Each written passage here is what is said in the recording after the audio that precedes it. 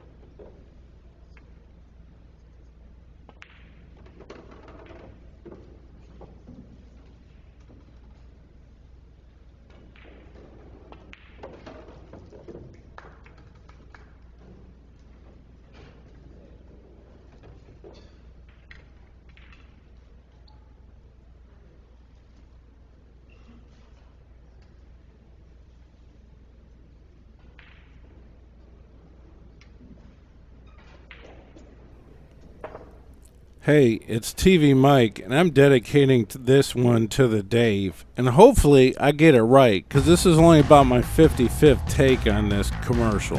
Serious, at like 4 in the morning. Over 10 years ago, I joined the Jacoby Custom Cues family as a sponsored authorized dealer. Jacoby Custom Cues are made in America. Hit me up to get a great deal. Let's take a few minutes to go over some of our products. The Blackout Cue. It comes as a brake jump or a straight breaker, available in a multitude of colors. Get the deluxe version with the sport grip for the added power and strength. Also, our featherweight and heavy hitter brake cues are available. Check out the Element collection for a nice colorful entry-level experience. Sometimes I call those colored laminates. Move up to the HB series or the Heritage series of cues, or come down for the Mag 1 or the Mag 2. They're our standard line of cues. They come in all kinds of colors. Hit me up, ask me what you want, I'll tell you what I got.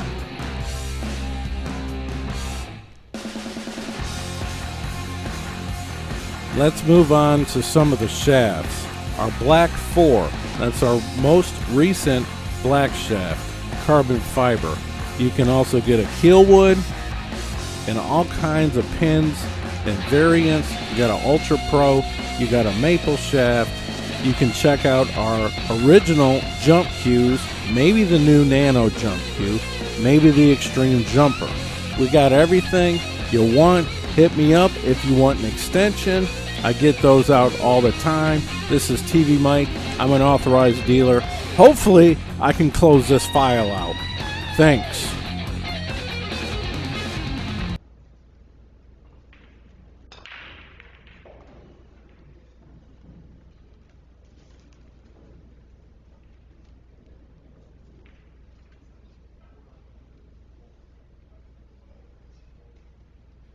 This is our new fireworks application launched for Fire Sticks and Android devices. If you got an iPhone, you can hit us up for another platform. But you get all your movies, TV series, all your sports, and 24/7 channels. You get your dog TV, you get your billiard TV. You can sign up at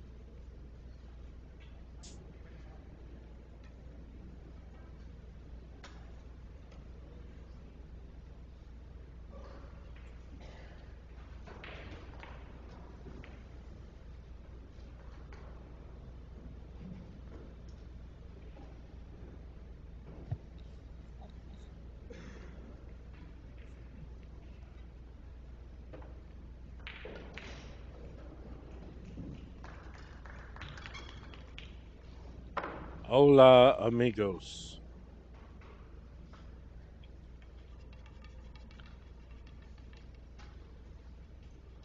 So I've just been sitting here chilling, watching my computers.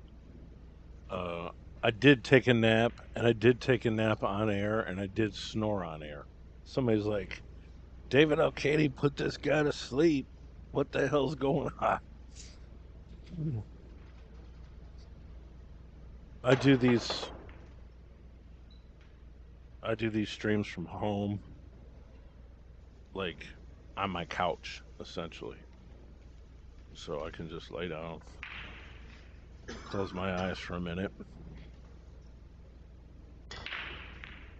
I got 3 games up on my YouTube channel. Federer and Cledio are tied at 5.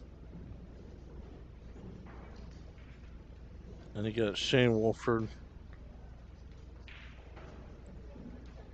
and David Katie tied at 4. And this was tied. These guys were going back and forth. Um, but Jesus Atencio missed a couple shots, and Francisco absolutely capitalized. So now he's up ahead 6-3. Steve, you're there. What's up? Yeah, Mike, how you doing tonight? Oh, I'm a little refreshed now. You're awake now, right? Yeah, they were like somebody's snoring. That's fantastic. I might actually go back and watch it. I mean, that's pretty funny. Oh, you've got to. Yeah, that's good stuff.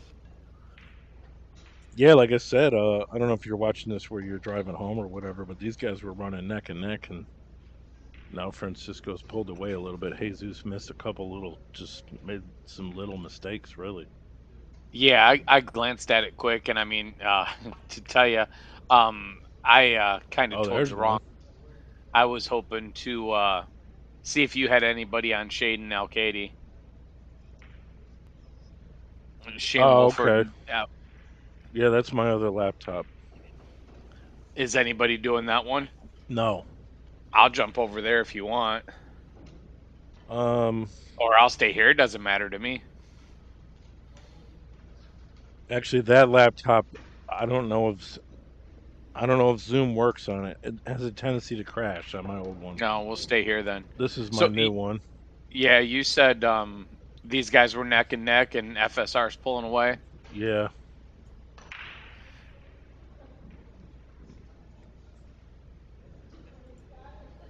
Yeah, it was going back and forth. Federer and Cledio are going back and forth. hmm And they play 10 on both sides for this, or are they at the single stage now? Yeah, it's single elimination race to 10. Okay. So yeah, I mean Hunter Lombardo's playing. I could have done that one too, but I was like, you know what? I'm good because Mike Cease left. I could have remoted into his computer, but uh, Hunter's playing Johnny Mora. Okay. Niels Fine is waiting for an opponent.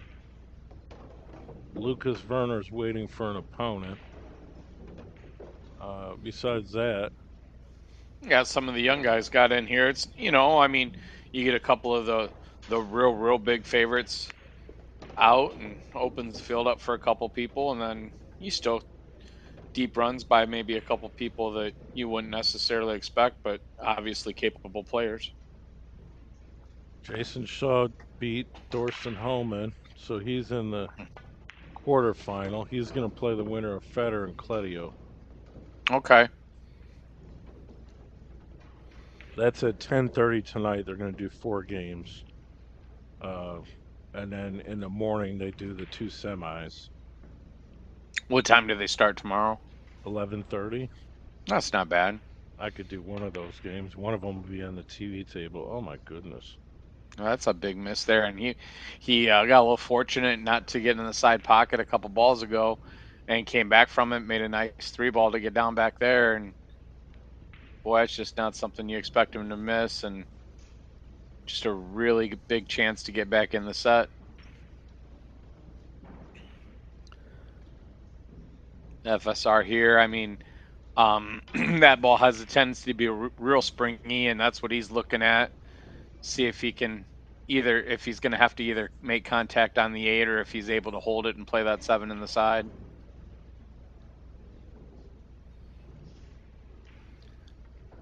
Going to be stretched out on the ball, so that makes that hold a little harder, but I mean, it's not impossible by any means. Just you're grateful to be back to the table for sure.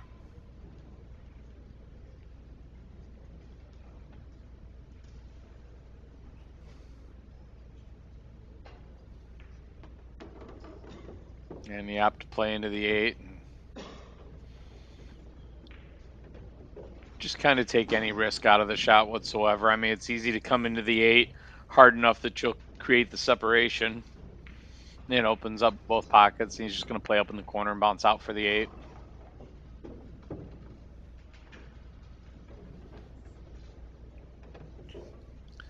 Was calling Shane's match last night, or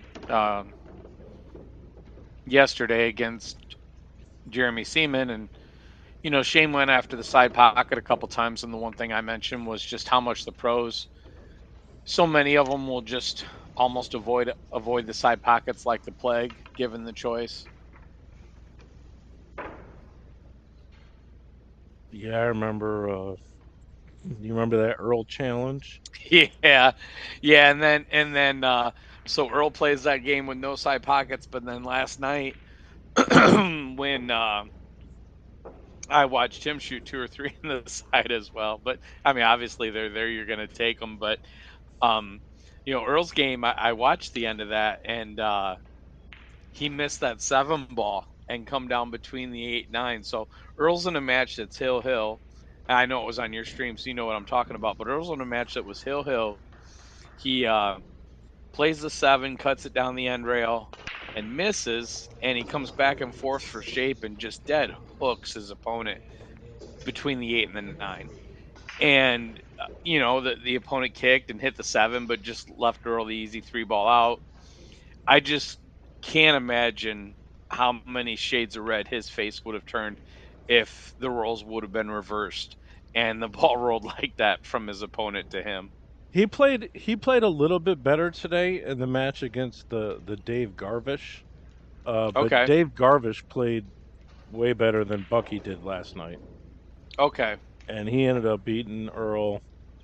And then the winner of that had to face Oscar, and Oscar beat Dave Garvish. And you ran through everybody, and so you didn't mention Oscar, so Oscar's out, I take it. I think he's either out or he would be playing the last match to get the slot. Mm-hmm. Let me see.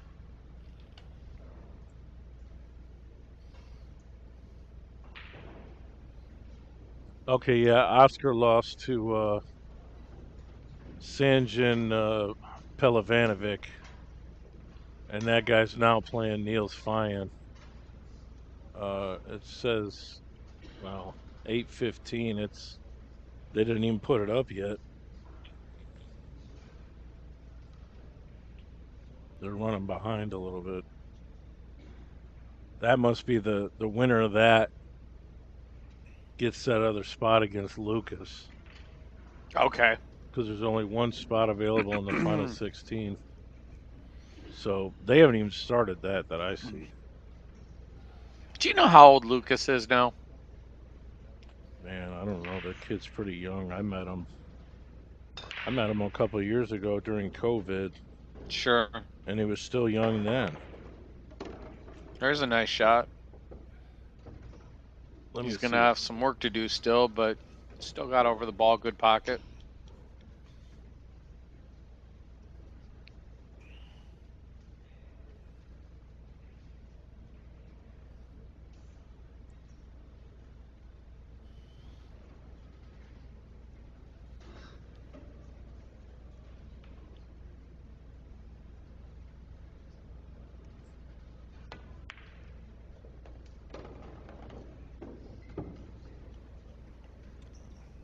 Oh, wow.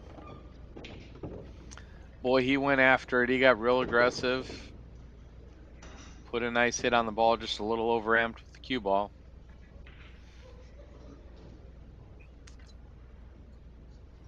That's probably going to end up being all but a coffin nail. Over on the other table, Katie and Wolford. Katie's up 5-4. Shane just played safety on a 7-ball. He's got Katie kicking.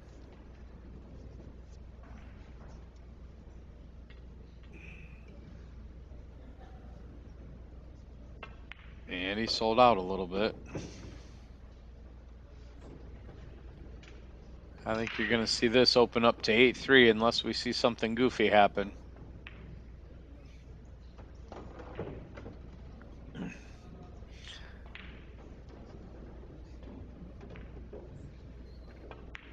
Anyone really been tearing through the field that you've seen? Well,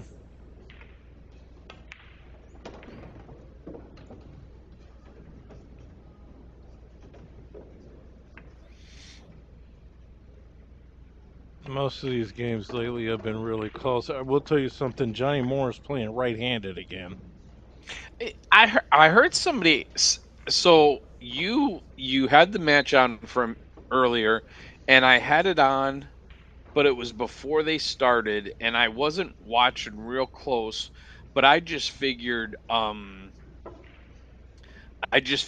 he broke. I mean, because he's he breaks right-handed, and when someone commented that he was asked if he was playing right-handed, I thought, well, maybe they saw a jump shot or a break or something along those lines He's because been he's still playing right-handed, like all no the shit. shots. Yeah,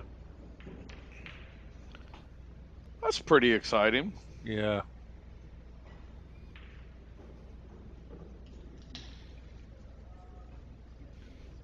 I wonder, just from a standpoint,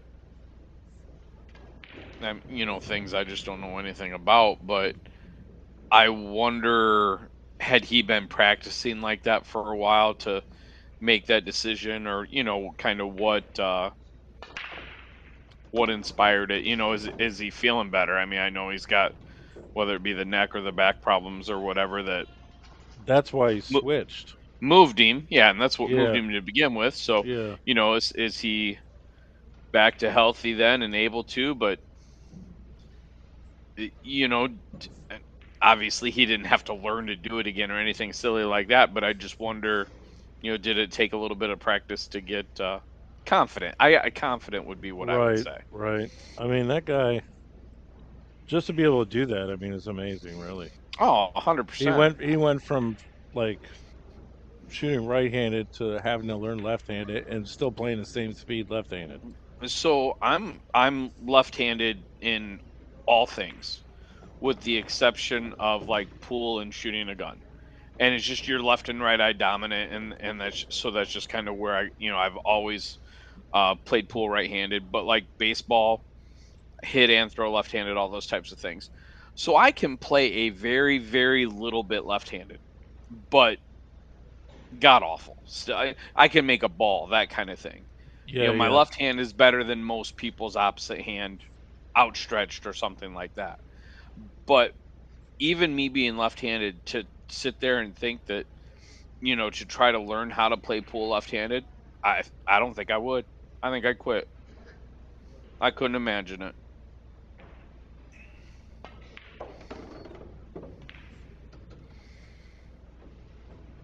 A nice little short side there. Yeah, John's up 5-1 on Hunter Lombardo.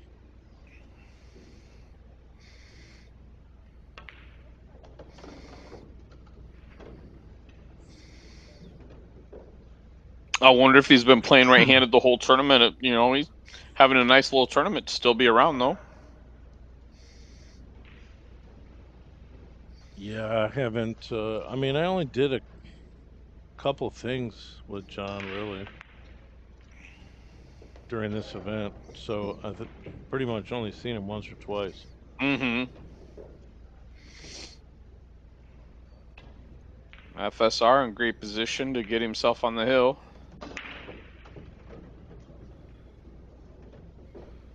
Come back a little bit for the 8 and got the 9 right out in the middle of the table for him. They already marked it. That's how. That's funny. I mean, that's how far the cameras are lagged. No, it's that's not what it is. Jesus, he marked it. That's got to be what it is. I mean, it could be the camera's lag, like what you're saying. It definitely could be that. But he's sitting over there watching him run out, knowing that he's out, and just mark the game and bump the tablet. It could be either. Yeah, because the cameras are lagged to begin with Right. when they come out, and then I'm pulling them down, And and then I'm sending them right, back and out. then you've got it. Sure. And it comes across faster than the link. Yeah, you're right. Federer's up 8-5. Pius and Ekman they're on the TV table. It's tied at 5. Shane Wolford's up 6-5 on David Elcady. And you'll just do matches up through the finals tomorrow. Up Yeah, until I the mean, finals, I I'll should say. do the semifinal at 11:30. One of them. Because they'll run the semifinals dual. Like one will be on the TV table and the other one will be playing on the other table that's left. I believe so. I mean, Yeah. they could just put them all on there, really, but they would have to stagger the tournament a little bit. Right. That really draws it out quite a bit.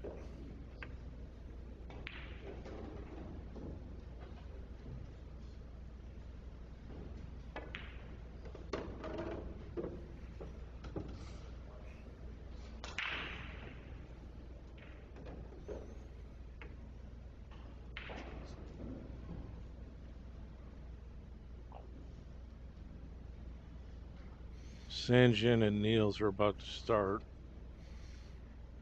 Seen a couple debates on Facebook today. People asking, should players be able to stream their own matches? You know how, Mickey streams a lot of his, Federer streams a lot of his, and whatnot. Yeah, no, I've seen that. Basically, that's yeah. Zach posting anonymously, is what that is. That's funny. I mean, I can tell because his language, the way he uses Sure, language. that's funny. But I mean, until you get, I mean, and he's I'm got all the besides, tables streamed, but sure, but until you and I don't want to sound like I'm hating on Digital Pool because I'm truly not with what I'm about to say. But until you get something better than Digital Pool, because yes, it's great to be able to watch all the matches. The content is solid. The content at this tournament is far better than some of the camera setups that they had at Derby. But until you get actual commentary within the matches, perhaps even sound attached to it, that type of thing. And I'm not knocking what you're doing, what Digital Pool's doing, anything like that at all. But until you get a little better product that can't be in some ways matched with somebody's damn phone, I don't know how you could have an expectation that those guys aren't going to stream theirs. Now, they move to the TV table, or you're at the event and you have an exclusive deal with table 12, and that's my table and no one else has access to that. I have zero issue with telling someone that they can't stream a match. But let's just take this tournament and you're on table 7, and yes, there's a camera that someone can remote into. Great, I understand. Or these players that aren't making any real money are trying to grow their brand and do that type of thing. More power to them. yeah, I mean, I'm pretty sure that was Zach because I know the way he talks and Sure. some of his ideas. I mean, me and him built the first independent streaming servers. Basically, Oh, what a shot. That's what Digital Pool's based off, really. Yeah, But and don't as get far me as wrong, the live stuff goes, I mean, I would say that honestly, players shouldn't even be worried about streaming their own matches because it's one more thing they got to worry about mentally. How can they like give it their best when they're worried if the stream is on or the music's cutting it off? Or, So, to be I honest with mean, you, that's my biggest concern. yeah, you bring up a really good point with that for sure. And, um, and it varies a little bit, but like some of them definitely have someone with them, and they'll run the stream in their name and that type of thing. So they've got those worries. But yeah, you definitely. And I mean, I'm going to go to a lower level player compared to what those guys are. But Shane Jackson's been running around the expo, and he's in the other tournament, and he's been streaming all of his matches, Oh, and is that he? pretty much. I didn't even see it. Yeah, and that is pretty much him setting up his phone Right. and scoring it while he's doing it and all those types of things. And hey, if he wants to and that works for him, more Sure. power to him. Absolutely. But and again, if you have some type of exclusivity with it to where, like, like I said, another streamer, um, the TV table, any of those things. Sure, don't invade the exclusivity of it. I just don't think digital pool makes the cut.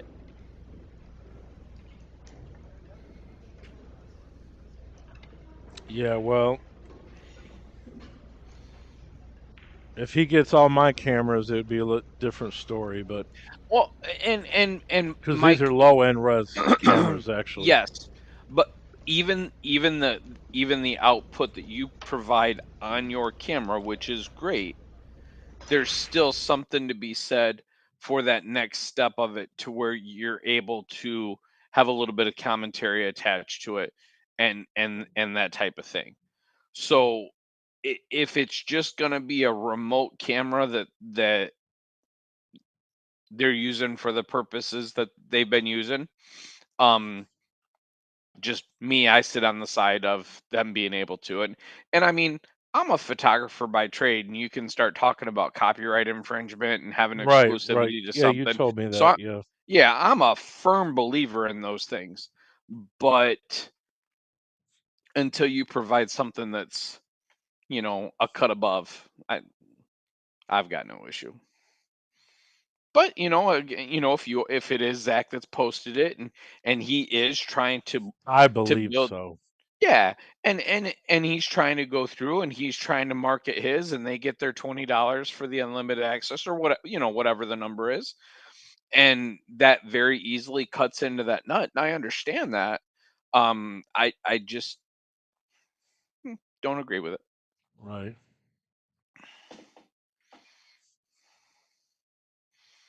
I can jump to another table real quick. Let's go over Let's to see. Alcady and Wolford at 6-6.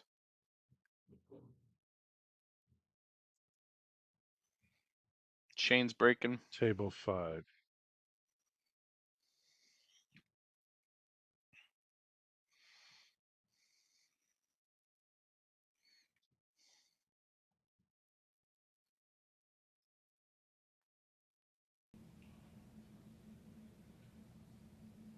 Oh boy, is that close.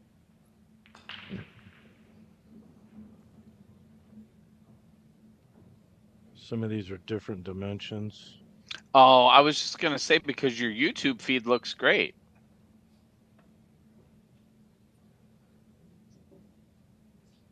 It's because I crop them, and every Sure. camera is different Yep. because they're placed up on the lights and stuff.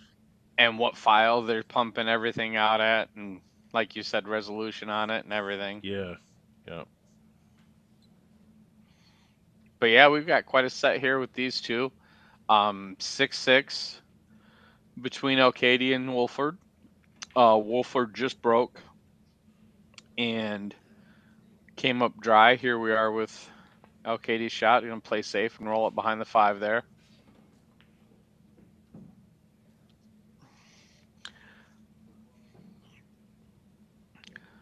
Nicely executed.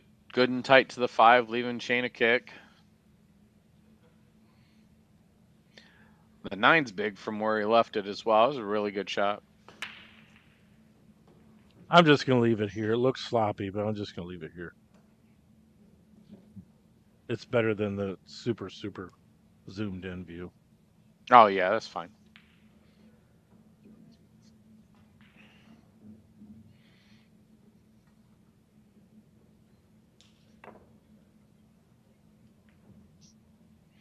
Well, Shane had to go to the side rail and just missed where he was going. A little fortunate. Might have tied the 3 and the 7 up just a little bit. I'm not sure if that 3 is going to play by the 7, but definitely at least put it in the ballpark. It looks playable from here, but with ball in hand, he's going to be able to get on it as good as possible just to the 3, so it's at least tight enough he's got to look at it.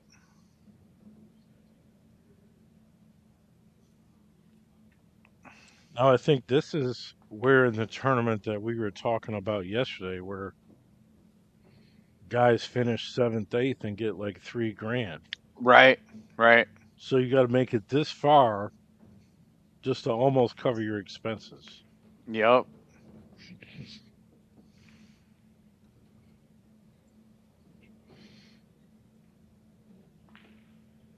Now, and that's not taking into account sponsor dollars and stake horses and everything else. But, I mean, not everyone has them. You know that there's plenty of guys in the field that are paying their own way.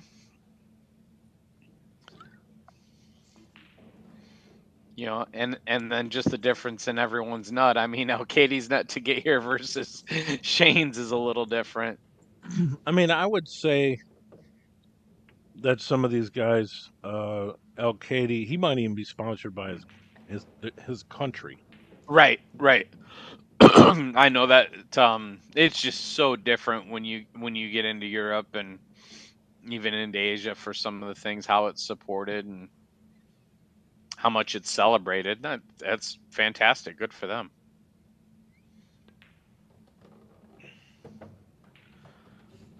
Well, you can tell that 3 was tight though, because he didn't really try to do anything with it other than make it and just get back. So, now he's going to play out of the pocket over to the 5. Fairly routine, but playing out of the pocket's never fun. All right, so basically, the winner of Federer's game, and he's up 8-6, is going to play Jason Shaw, and they've selected that for the TV table. Sure, sure. So I can get all 3 of the other games. Oh, Katie hit that well. Good control. Come across 2 rails and moved out to the 5. So come out between the 8 and the 9, or he can walk around it. Opted to go below the 9. I like that for sure. He had that angle. Definitely left him better to get up for the 7.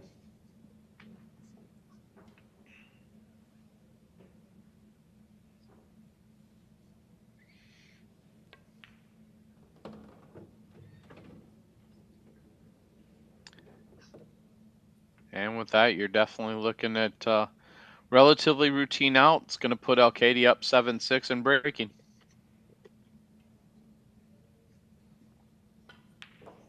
So right now, the Elder Kachi is up 7-5 on Pius Labutus. The winner of that plays FSR.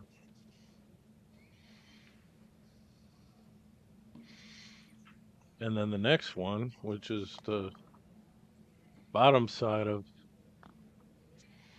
that one's very much up in the air. This one's obviously 7-6, and the other game has just started. Ralph Sakay and Lucas Werner. He rolled up a little tighter on that 9 than he would have loved to, but definitely playable. Yeah, you're getting to the point in the day where it's going to start becoming the European Open. Right? Really, I mean, that's kind of what it is over here. Even they come over here and beat all our best players, really. I mean, look, until and you talk to the pros and they'll tell you some of the same thing, but until our rooms start having big table pool, and we really see a surge in popularity. I mean, it's just really, really difficult to match. And Hmm. here you can't afford to set up a room with big tables. You just, I mean, there's places that make it, and more Not power as a to them. business. Not as a Yeah, it's business. and don't get me wrong. I mean, there are some that do it.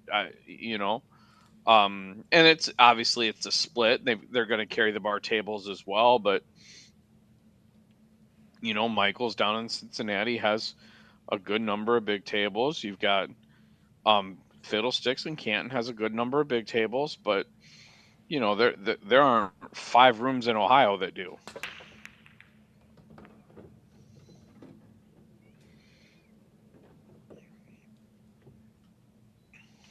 Yeah, that's all carryover. I mean, if you were to open a room now, you wouldn't. I'd cry. Right.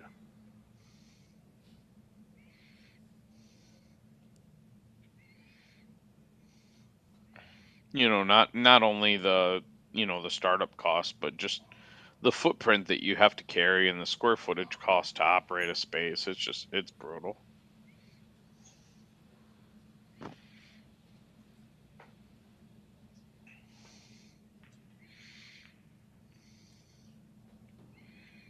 Yeah, I mean, I've thought about it, like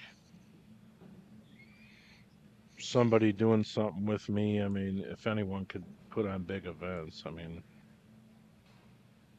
but like, is it really worth it in the long run because it's so much work and Yeah, and I mean something to think about, like as far as hosting a big event. You know, take a 2-day tournament. You play your day. You start Saturday morning, and your room's packed. You do well. Hopefully, you clear enough out to where you've got a good Saturday night crowd, and then you sort of double dip and whatnot. But you come back Sunday for what, 8 people. So your event's not really supported for 2 days, that's for sure.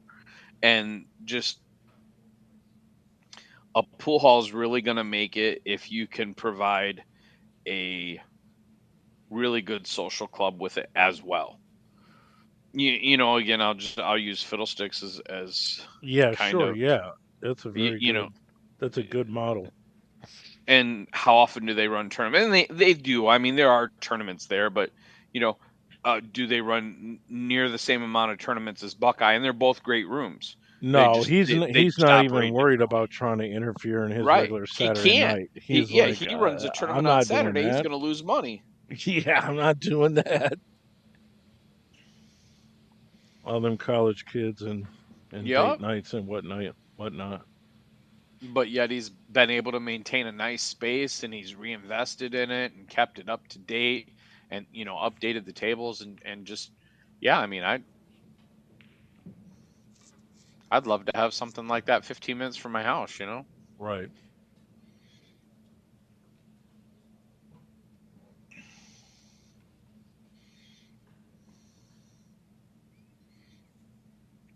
Tricky little two ball here.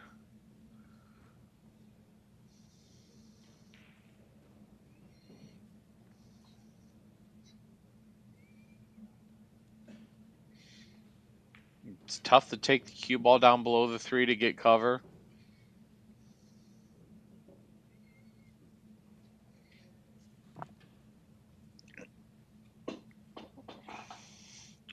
Offense isn't really much of an option from here.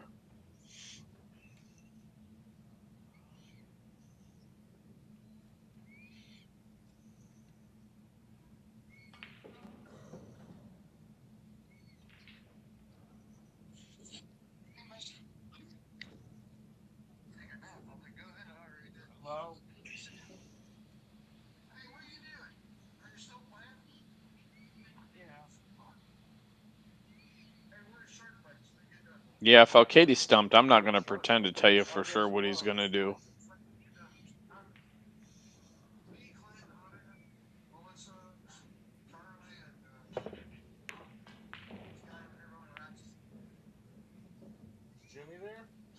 Okay.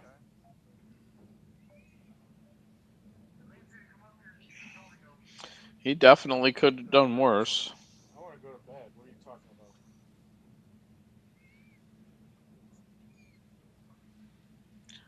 about? I think Shane's got it. Yeah, he's got to go to the rail to make that ball. But, you know, high degree of difficulty for here to, not so much to make the ball, although that's not easy, but to roll back out and find a clear path for that 3 ball. One round to do tomorrow. That's at like. I mean, there's only one game I could even do. 11:30. I think he found it. After that, Great shot, Shane. That's it. The finals are at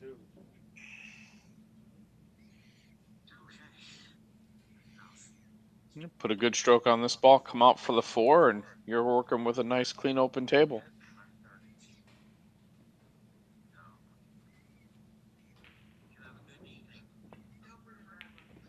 I mean, maybe, but I mean, it's fucking 10:30. Boy, there it is. He hit that ball real nice. Yeah, those matches aren't going to start for a while. I think he'd be sad to have a little bit more angle on it, but he's definitely got the angle on the 4 to make it playable. And just pop out and play the 5 in the side. I got sleep hours doing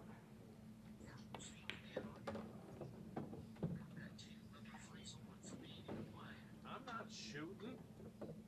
I just woke up. Listen, I fell asleep on the couch right here.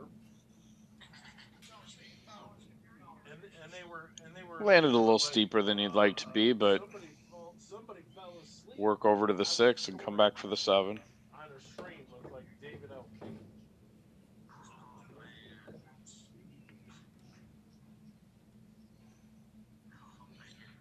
A nice back and forth. Fell just a little straight. All right. Have fun. All right, later.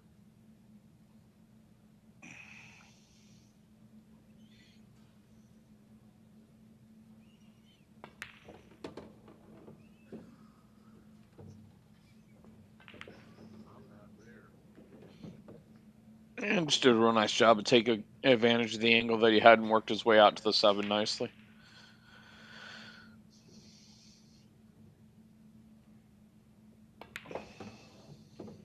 You know, at this point in the match, getting out like that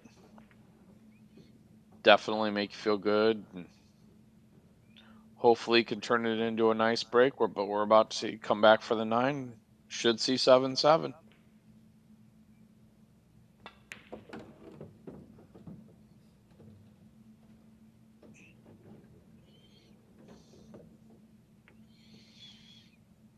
You know, I like what he did there. Some players, I think, you know, you'll just try to bring that ball back a couple inches and play the 9 in the bottom right. And, you know, he just lets the stroke out a little bit and bring it back out and play it in the same pocket. And just that way you don't have to be overly careful.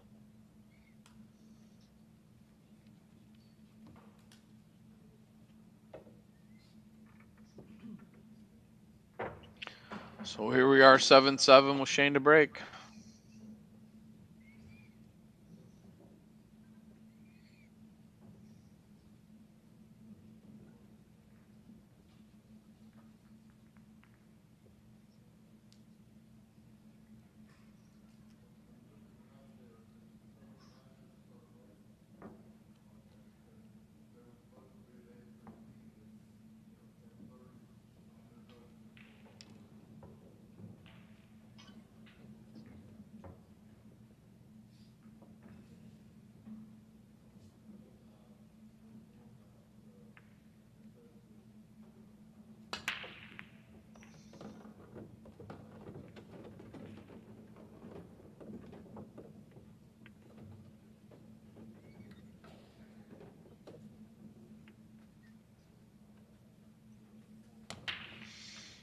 All right, Shane with the break. Unfortunately, the cue ball got down table a little bit, but it looks like he does have a clear path to the 2.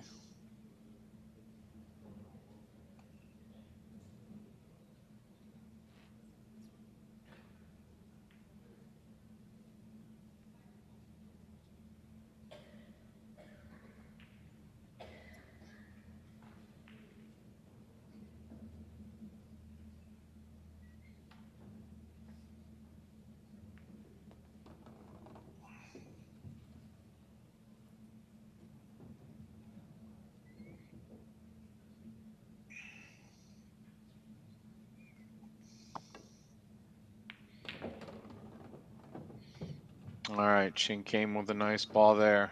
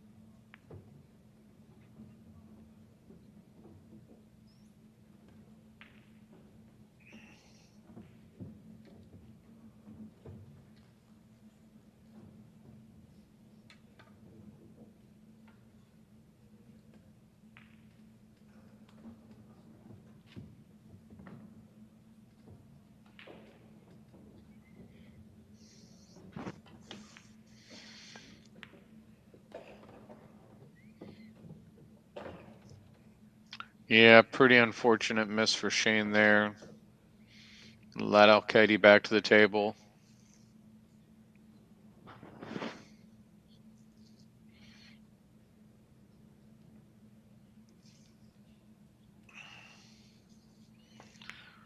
With not much work to do, unfortunately.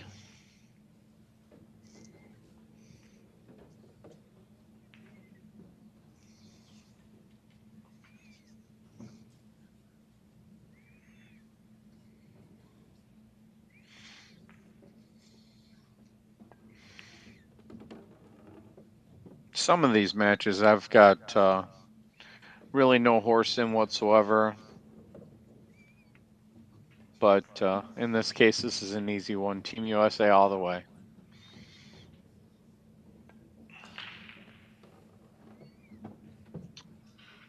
But you got to respect the ability that these guys play at for sure. So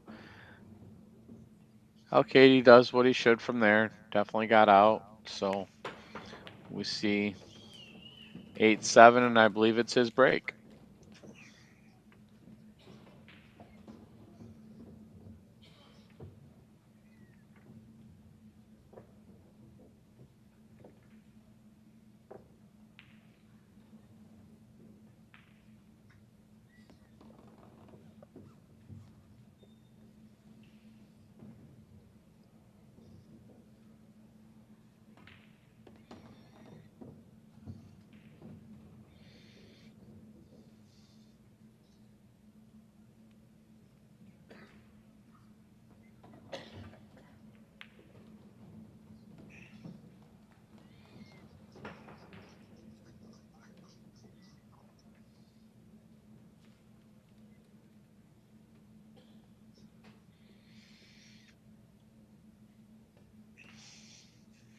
All right, so let's see what David does here.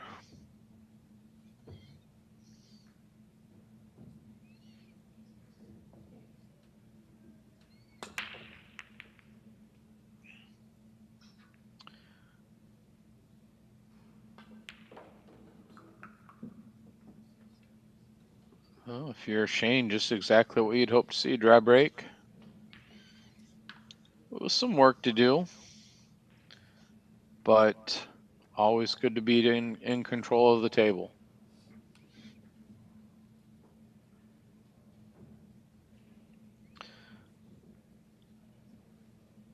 Can't tell if the 2-7's wired, but it's definitely playable.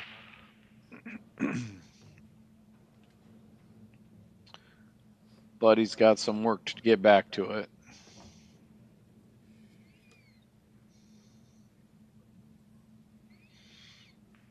Dig into that one ball a little bit. Spin around 3 rails towards it.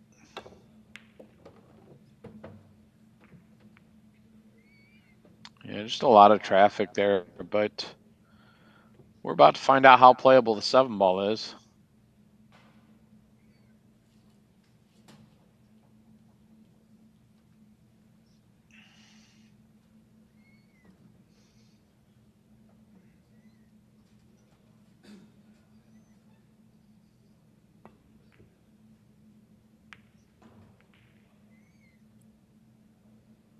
Pretty sure that was Lucas that we got to see stick his head in there.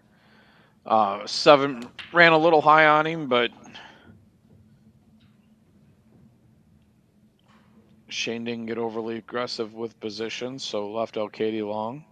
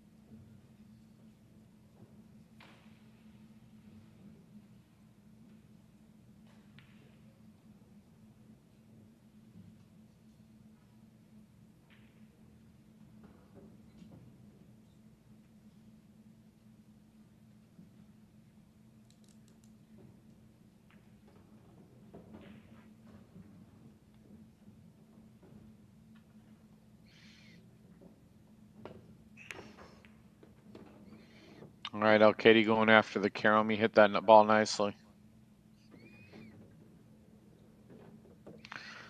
2 ball got away from him a little bit.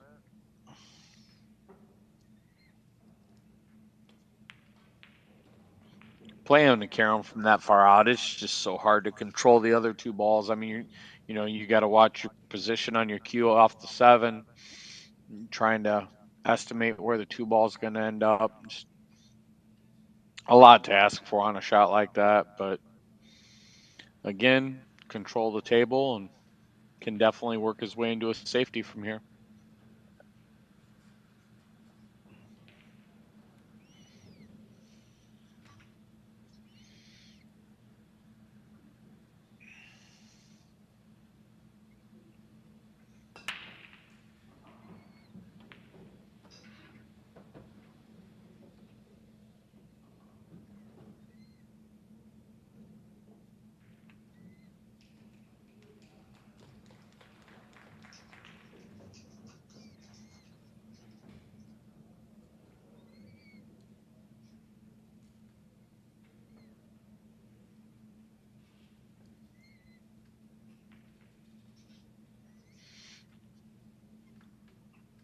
Tell you what, it's been difficult sitting at home this week. I've seen, all the pictures from the expo and plenty of friends out there.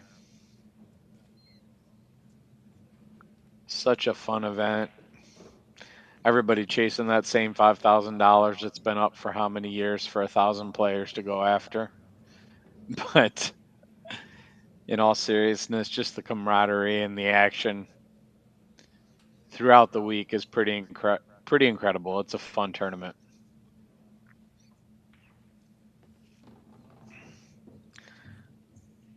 Seen some wild games there the couple times I've been out. Wouldn't call it a wild one, but Dominic Dunn's out there right now. He's in some action.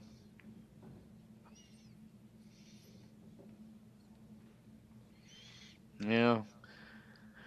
Shane trying to roll behind that 5.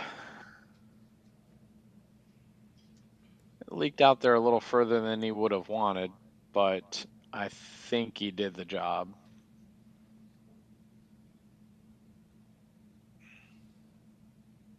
Maybe not.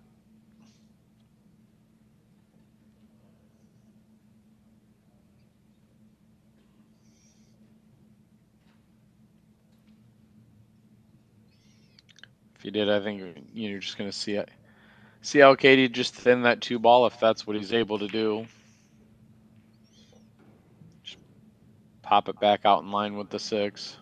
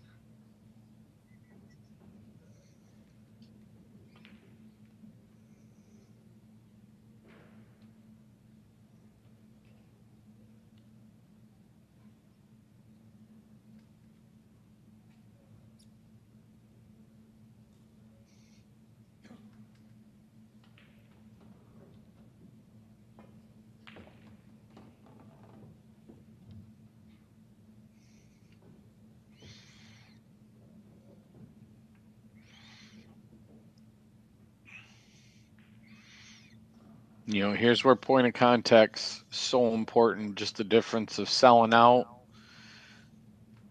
sliding off that 2 ball and into the corner pocket even, or playing safe. And when I'm sitting here saying all those things, he doesn't do any of them and just goes pure offense.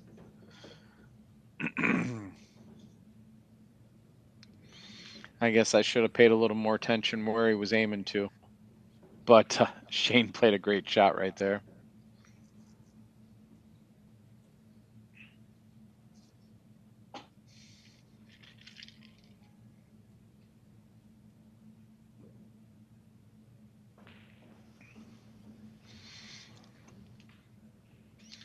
Great shot, and I'm sure he would have appreciated rolling over just a little further.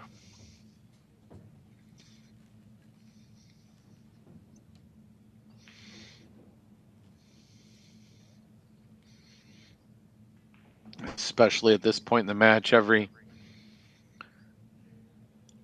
make or mistake weighs that much more heavily.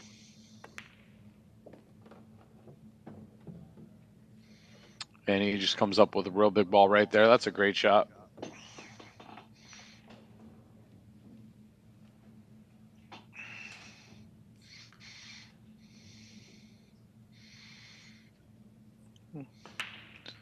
Work past that 8 ball, come back for the 5, and knot things back out.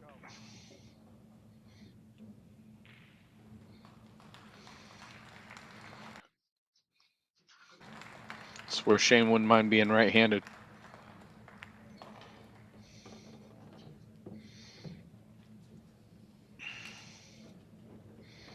Yeah, and you know, between being outreached and it was difficult with that angle towards the 8, just take his medicine, and he's got good natural shape to come back up for the 6.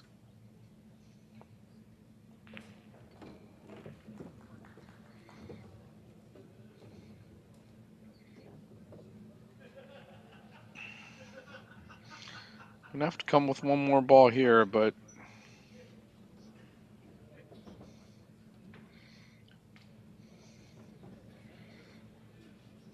you know, you're playing that 5, you don't want to be overamped, you want to roll it way past the 6 and just focus on getting real good and come up just a little short, but you're supposed to make this. Ugh.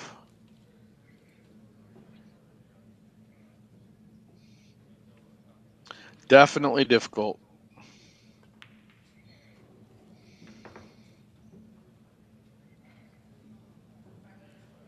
Yeah, I mean, missable ball for sure. And I'm sure if you ask Shane, he's supposed to make it.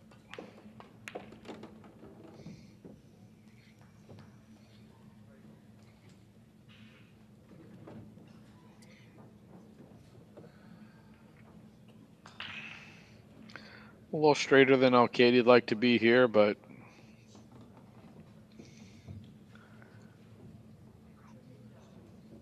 I think from here you're just going to see him come back to the side pocket.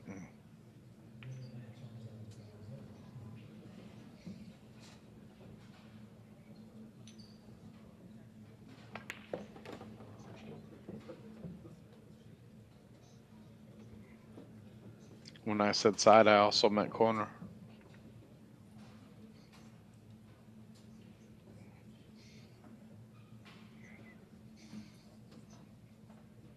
He's still looking at it in the side.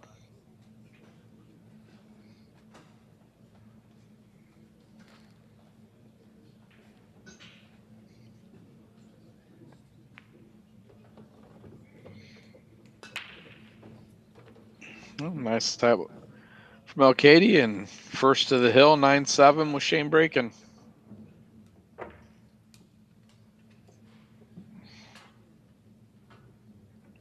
That's a tough break for Shane there. I mean, he came out on a 4-ball and just a little bit funny. I think he made a good decision.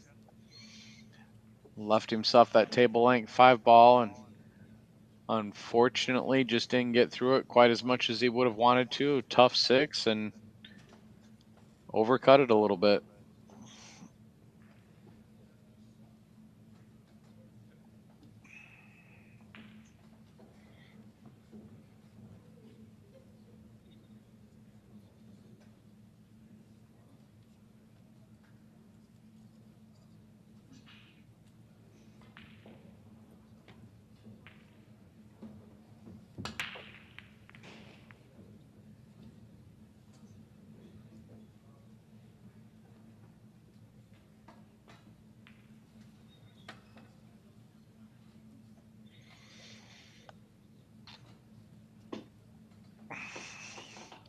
And you want to come up dry on the break, never, but especially when you're down 9-7 going to 10.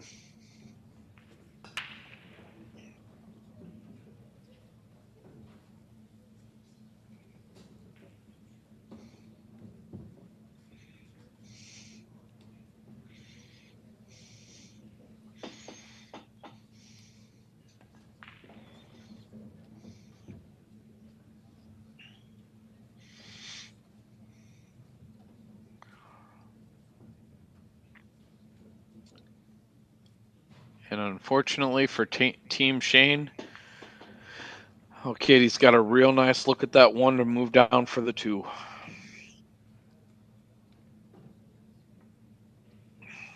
Just a little more angle on it than he would want, but he's by no means going to complain from here. Just stun the ball over a little bit and go up table. Yeah, that's why I thought he'd stun that ball over a little bit. That, at least for me, the direct path looked like it was going to go right into that 9. It's real easy when you throw the ball down that it's going to run, and you want to avoid that. But quite a break for Wolford here.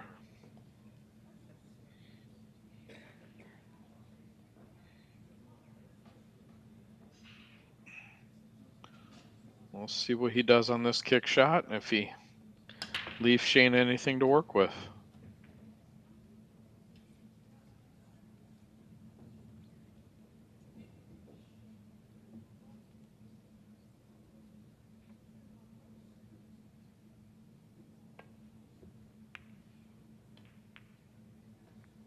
Oh, he's going to work him right in there and just lock him up. What a shot.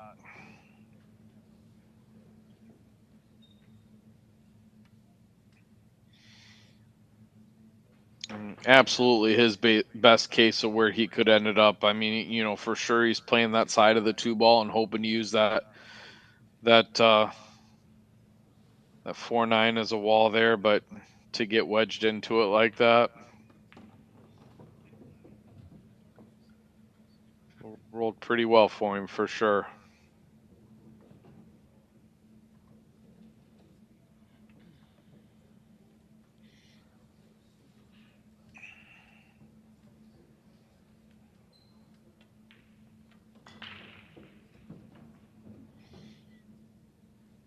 You've seen a few more people pop up in the stream catching the end of the match. Anybody alive in the chat room? Or if you're smart, you've all got everything on mute and you don't have to listen to me.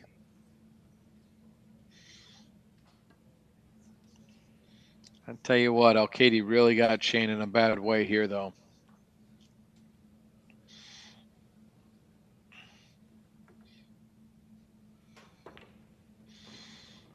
Not only did he get wedged in there, but to separate those 2 balls a little bit more, just to give you that much more of an option on a run out.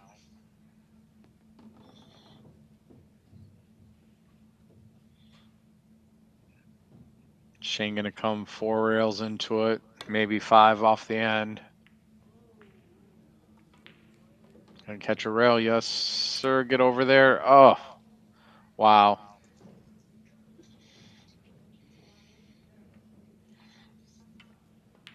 A nice hit too, and I tell you what, just roll over and catch that rail, and I mean you're going to be looking at another safety from from El Katie, but by no means sold out with it. Really unfortunate to not have that cue ball come back out to the rail. Really nice attempt from Shane there, but you're leaving El Katie ball in hand from the 2 on a very open table.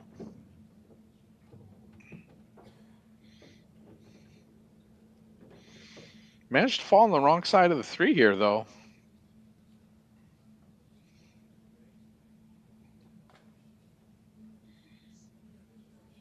That's the way I would have played that ball.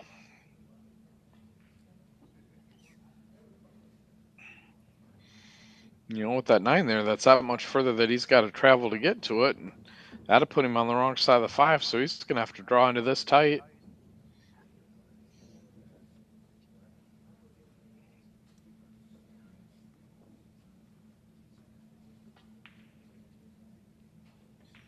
Yeah, he definitely did not want to end up that tight to the rail.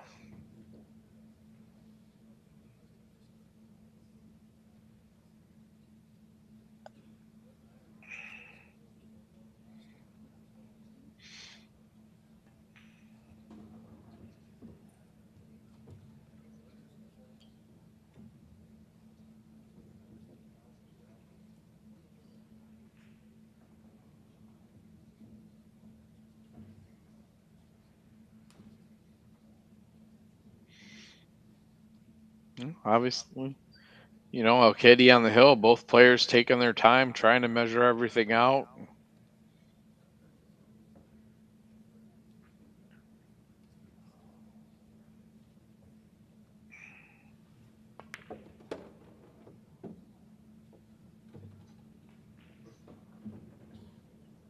A real nice cue ball there. Just a tight window. I mean, you want to be above the 4 ball from there to play over to the 5, but it's pretty easy to roll too far from there as well.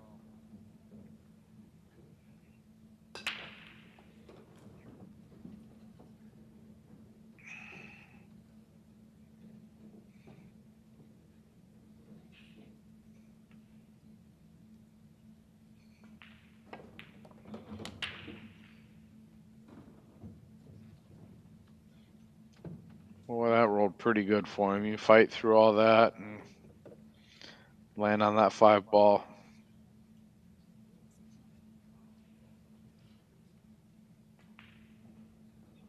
For a second, I thought he was going to draw back and just draw back and play the 5 in the bottom right. He wasn't real steep on the 4 at all, so I thought that was something he could have potentially did, but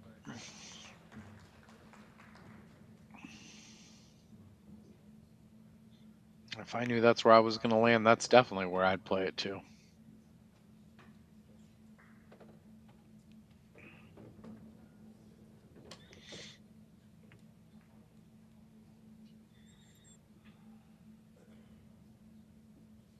Yeah, once again, he fell just a little straighter than he wants to be. He might even have the angle going the other way. I mean, he's out on the table with enough room to navigate through it, but not as easy as he'd like.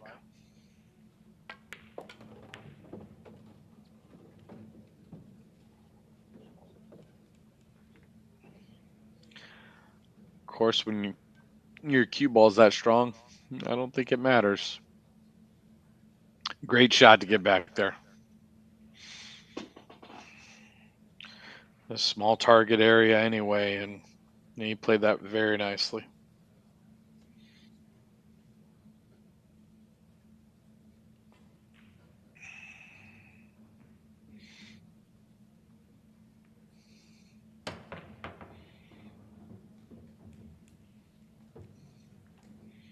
And just see how Katie spin over 2 rails up table for the 8, come right in between the 8 and the 9.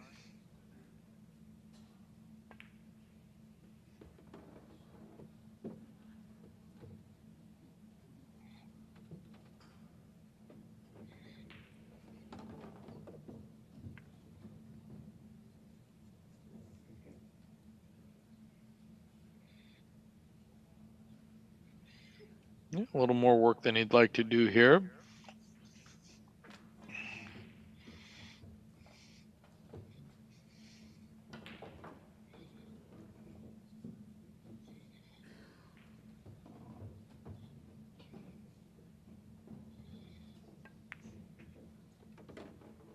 Come with a real nice little kick on the 9. Gonna make it exciting. Yeah, difficult to load up with inside. I mean, he had a little bit more of an angle and it was out table a little. I mean, I think I would have tried to load up a little more inside, take the 9 out of play completely, but a lot of times condition of a table and you don't know how new the felt is. That inside's going to slide a little bit and you're not going to get there. And he may have seen being able to walk across both sides of it, come below it, coming out, and above it, going through, and just got it. And caught it pretty full, too.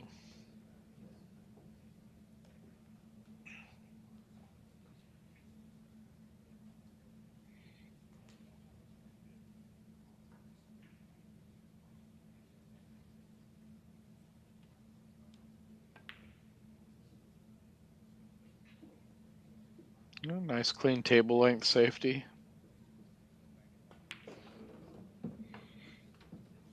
Left Shane off the rail enough on both sides, though.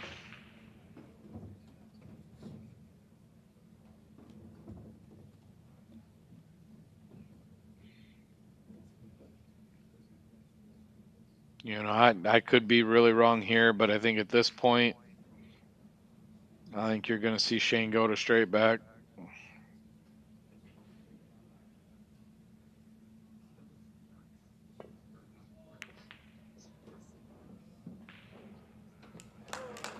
Great shot. Oh, he ginned it. Yeah, I mean, there's not really a good playable safe from there, and you sure don't like your odds as much on the safety as you do the straight back. I mean, 9 ball got away from Katie just a little bit. He wanted to be tighter to the rail, but still, Shane came with a great shot there to get 9-8. So here we are, 9-8 with Katie to break.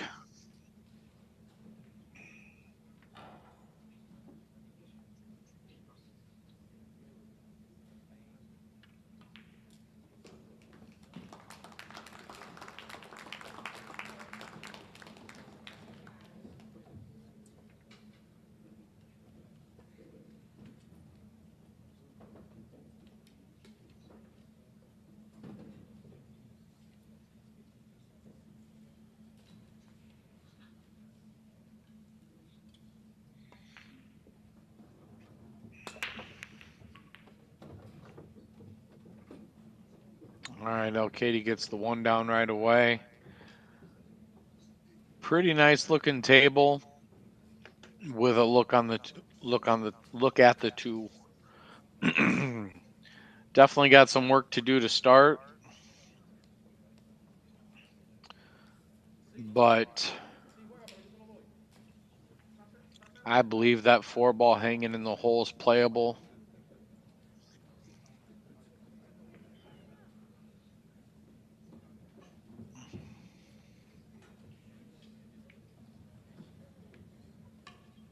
Me commenting on what I would do just ends up sounding so foolish. I mean, he's just as likely to play safe or play the 2 in the bottom right. But, what I see is just rolling that 2 into the 2-4.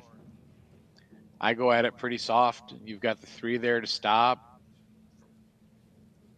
Leave the 2 sitting there to hang and run out from there. But he's looking in the bottom right, so...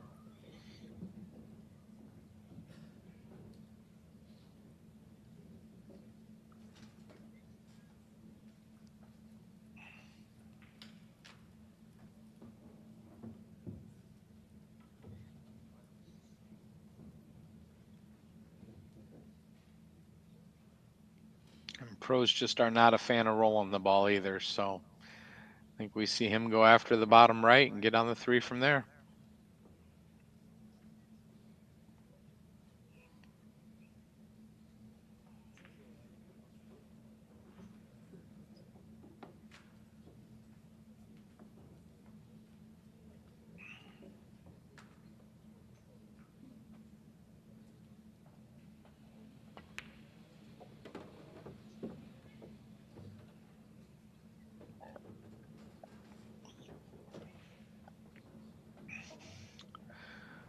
A nice shot on the 2 in the bottom right. He's going to have to come with another one on the 3 just to overroll it just a little bit.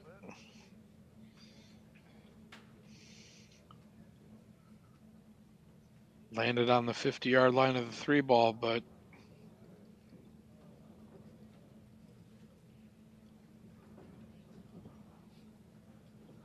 kind of an awkward spot of the table to do it.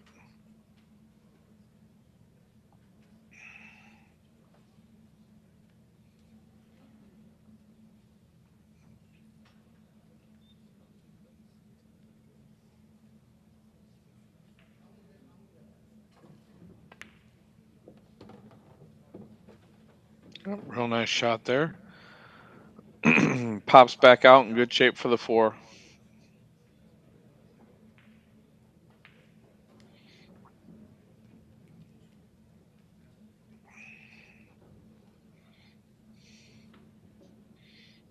Still never fun to play shape out of a pocket.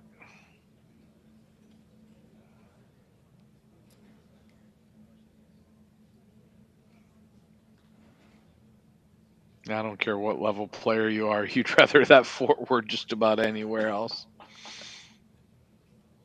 I don't think he's going to have a hard time with it, but not where they want to be.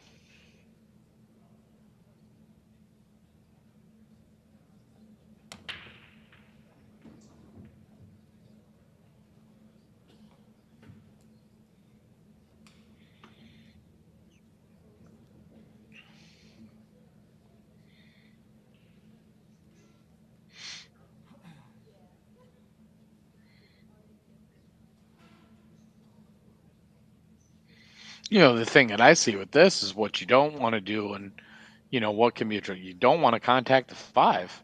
And it's real easy to come back out into it, and you catch it, and it becomes unpredictable as far as what type of separation you're going to create.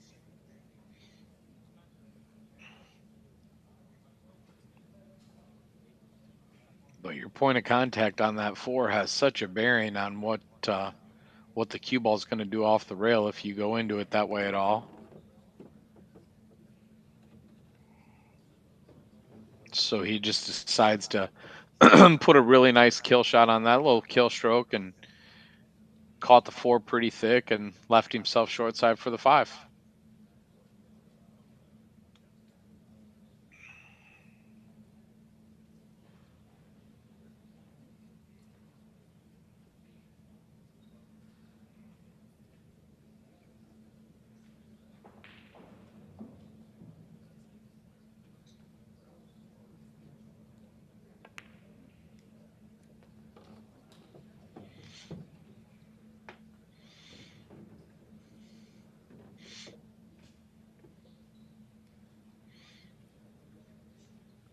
I can't tell, but I think he rolled a little short on this. I think he's going to have to go to the side rail with inside.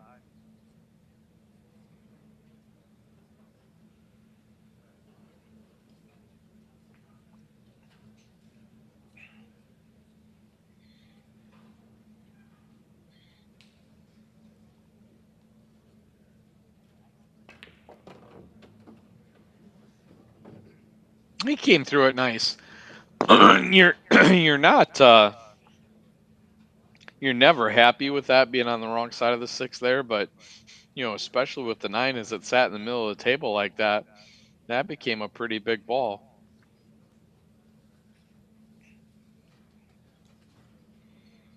But he worked his way towards it nicely. And that should be it here. I'm going to flirt with that 8 ball, though.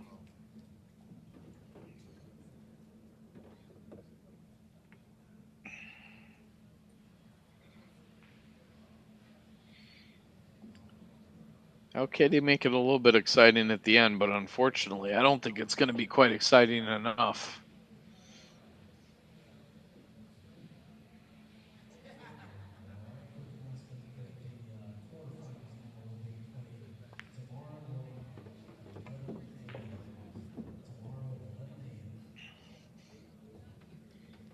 Okay.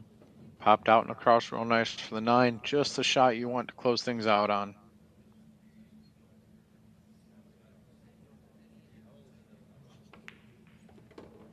All right, that ends it. We've got Al-Kaidi 10, Shane Wolford 8. Al-Kaidi moves on, and I think that ends Shane's run. I know Mike's got the next round of matches. I'm not sure who's playing, but I think there is one more match tonight if anybody's sticking around. But thank you all for being here, and you guys have a good night.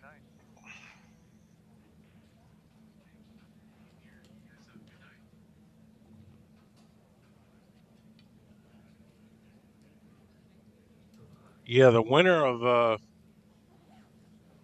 well, actually, Kachi's going to play FSR Okay. in like a minute, like right What away. what else? Is there anything else going on? Oh, there's a bunch of stuff going on, but Johnny Mora just beat Hunter.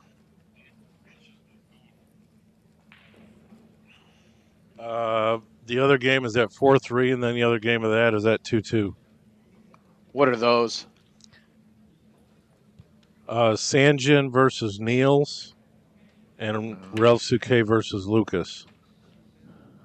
Otherwise than that, Kachi's going to play FSR. That's the only thing they can do right now. Okay, I'll call that one for a little bit. I might turn into a pumpkin, but I'm not sure. Yeah. But I'm not gonna snore. I'm not gonna fall asleep snoring. I'm sitting in my office and my lights are on, so I'm not passing out on it. All right, let me see.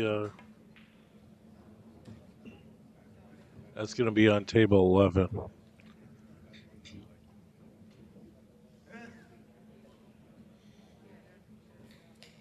Did Shane Murphy and Dunbar get something set up? Nothing official. I can't remember which. I thought I heard Tuesday. There's supposed to be a game with Booker tomorrow out in Wheeling. They want me to come out and do it. Mm, Playing who's he playing? Robbie Pickett, the guy that we Isn't played. Yeah, that's who Mackey just gave 5 to, right? Yeah. So how will Booker and him play? Well, Booker made a bad game, and I was like, dude, you can't play that game. 21-18. I was like, You think he needs more? I think he needs more. Mackey says 10-30. Okay. Like extend the race and Right. I tell you, I 10 to 30. It's weird because it really depends on how you look at it. Because on one hand, it always sounds like so much, and it is. It's a hefty spot. it's But a when you good break it start. down, yeah. But when you break it down and start talking about races to 5, it's really just 5. It's a 5-3 spot. So if you can play your opponent to a score of 5-3, you're going to end up 30-28. So if you think that you're two games better than whoever you're playing in a race to 5, that you know that you're going to come away, you'll get some 5-1s, you'll get some 5-2s, you're going to get some 5-4s. You might even you might lose a set 5-4.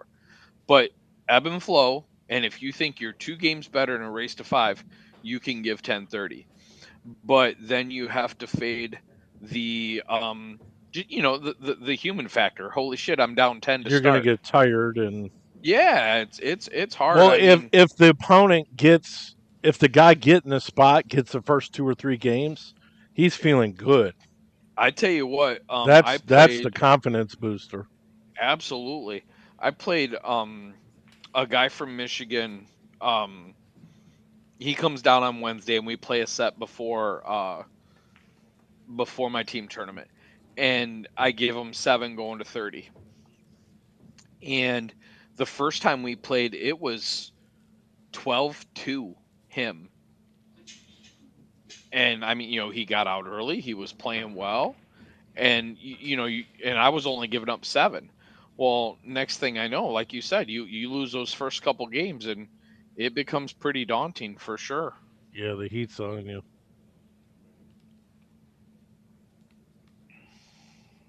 All right, so the other question is, am I going to restart this with almost 200 viewers?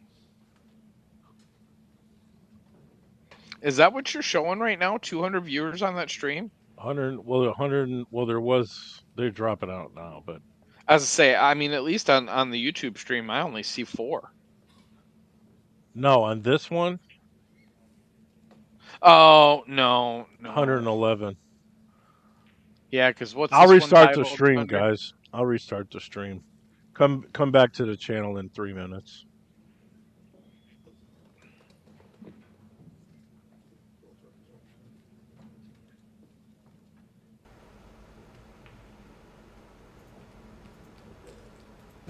All right, guys, here's a new promo of the Let's Get Streaming TV LGS application. Here's all your sections. I'm only going to show you brief tidbits of the sections. You get local channels. You get all your basic and extended channels. You get extra networks. You get Canadian channels. You get UK networks. You get all your premium movie channels. You get kids channels. You get all your wrestling, boxing, UFC pay-per-views. You get all your football, all your baseball, NBA, NHL, ESPN, you name it, racing, all these sections. You get music. You also get a full-featured VOD, which I can't really show you in this, but why get a box when you can actually get the service that the box is run on? You can run this on a mobile, you can run this on an iPad, a tablet, a computer, your Fire Stick, an Android box, whatever you want. Hit me up. It's TvMike. Let's get streaming.